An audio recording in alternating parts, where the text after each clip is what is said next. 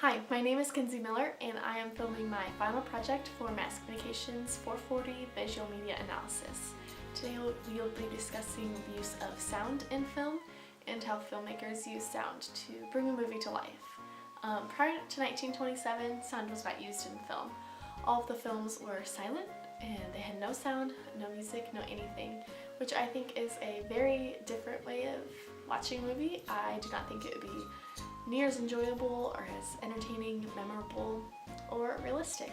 Sound really brings a movie to life because in our everyday lives we are loud people, we talk a lot, we have a lot of background noise going on through our lives, so that sound just really makes a movie feel that much more realistic and more real life.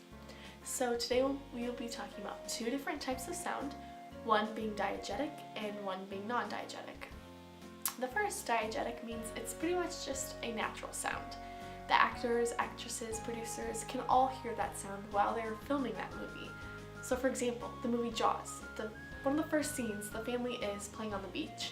The children are laughing, the waves are crashing, the birds are chirping.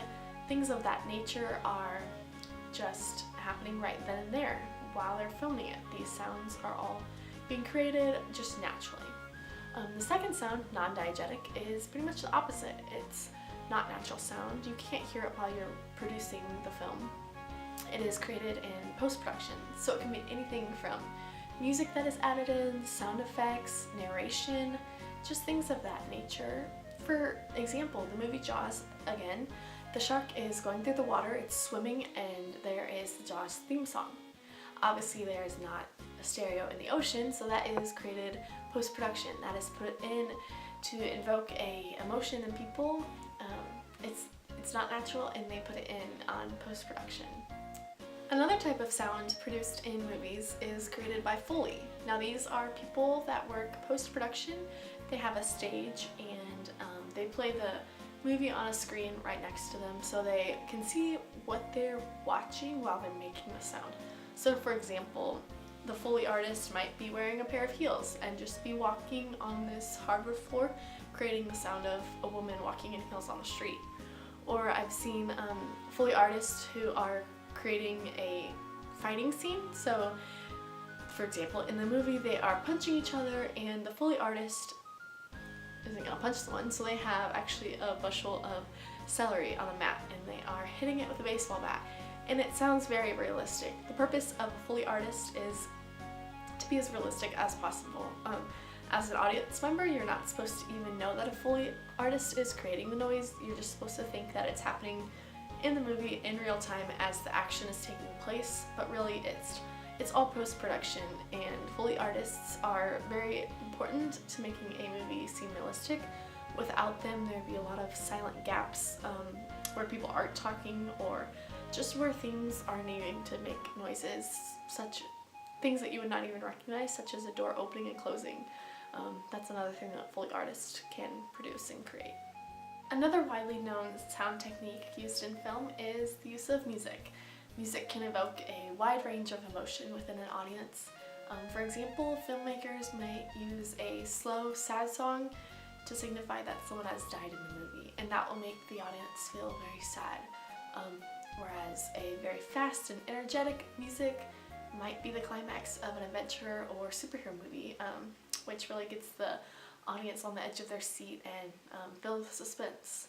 A really commonly used one in horror movie is just very suspenseful music, which again just keeps the audience on the edge of their seat, just waiting for the next move of the people in the film. So music is really just a great tool for people to feel a different emotion that can't be felt through talk or from sight. It's really just a different way of talking to the audience. And once the whole movie is produced, the music is put in, and all of those songs are what is known as a soundtrack. So the soundtrack is just all of the music from the whole movie, and producers can sell that individually to make more money off of the movie. And really gung-ho movie people like to produce the soundtrack just because it's an easy way to relive the movie without rewatching it. You can really visualize the scene just by the song that they used in that scene. Soundtracks are a great way to do that. When putting the movie together, there are different tracks that the sound is on. So one track will be the dialogue track, which is obviously the actors exchanging dialogue, and then there's also a sound effect track, which is all the sound effects that are put in. It can include the Foley noise like we've talked about, and another one is the music track, which is essentially music. Those all put together creates the composite track, which is just the entire movie. It's everything that the audience hears.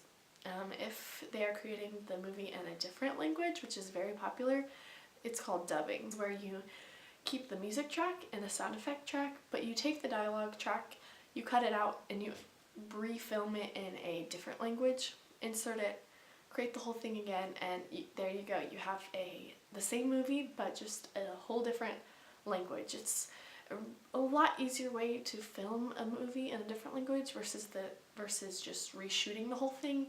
It's a lot easier to just cut, delete, and reinsert the dialogue in the different language. So just to recap the different types of sound that we have talked about: diegetic being natural sound, non-diegetic being unnatural post-production sound.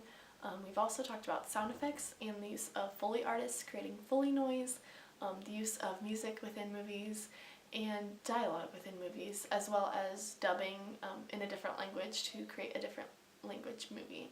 So next time that you watch a movie, I hope you are able to appreciate and understand the use of sound better. So get out there, go watch a movie, and be kind to others today. Have a good week. Bye!